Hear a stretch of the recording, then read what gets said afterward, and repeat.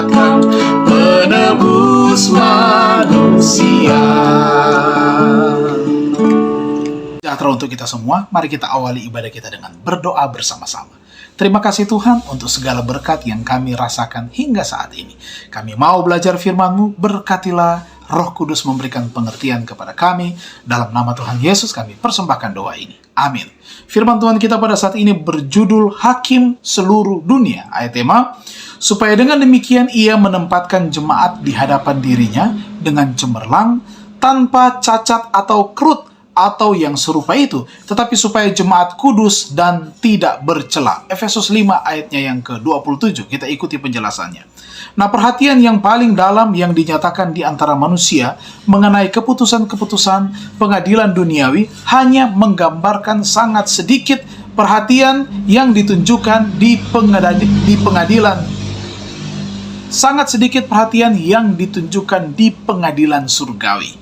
Nah, pada waktu nama-nama yang dimasukkan dalam kitab kehidupan diperiksa ulang di hadapan hakim seluruh dunia, pengantara ilahi menyampaikan permohonan agar semua mereka yang telah menang oleh iman dalam darahnya diampuni pelanggaran-pelanggaran mereka, agar mereka dikembalikan ke tempatnya di Eden dan dimahkotai sebagai pewaris bersama dia di atas pemerintahan yang dulu. Mika 4 ayat yang ke-8. Setan dalam usahanya menipu dan menggoda manusia, umat Tuhan, telah berpikir untuk menggagalkan rencana ilahi dalam penciptaan manusia.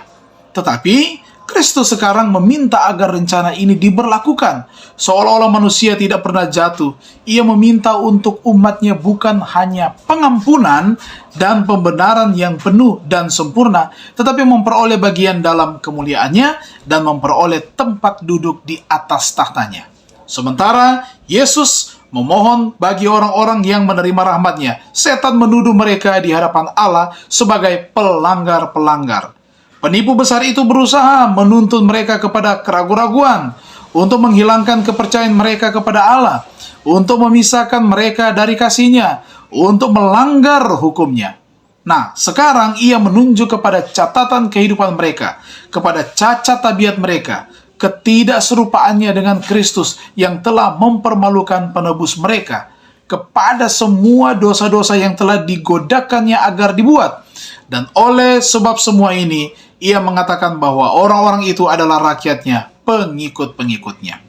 Nah, Yesus tidak memaafkan dosa-dosa mereka, tetapi menunjukkan penyesalan mereka atas dosa mereka itu dan iman mereka. Dan dalam memohon pengampunan bagi mereka, ia mengangkat tangannya yang telah terluka itu di hadapan Bapa dan malaikat-malaikat suci sambil berkata, "Aku mengenal nama-nama mereka. Aku telah mengukirkan mereka di telapak tanganku. Korban sembelihan kepada Allah ialah jiwa yang hancur, hati yang patah dan remuk. Tidak akan kau pandang hina, ya Allah." Dan kepada penuduh umatnya ia mengatakan, "Tuhan kiranya menghardik engkau, hai iblis, Tuhan yang memilih Yerusalem, kiranya menghardik engkau. Bukankah dia ini puntung yang telah ditarik dari api?" Sakaria 3 ayat 2.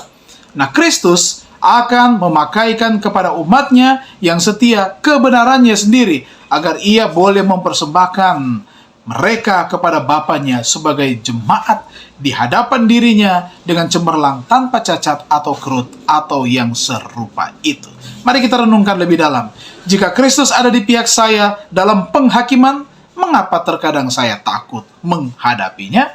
Oh, kita tidak perlu takut karena ada Kristus, penolong, pembela kita. Mari kita tunduk kepala dan kita berdoa. Terima kasih Bapa di surga, kami dapat belajar lagi firman-Mu pada saat ini. Diberkatilah semua kami, umat-umat-Mu yang sudah sama-sama beribadah. Semua rencana dan pekerjaan kami serahkan ke dalam tangan kasih Tuhan. Maka berkat hikmat, kebijaksanaan, kesehatan, berkat materi dan kekuatan iman menjadi bagian semua umat-umat Tuhan yang sudah beribadah pada saat ini. Dalam nama Tuhan Yesus kami persembahkan doa ini. Amin. Terima kasih, Tuhan memberkati kita semua.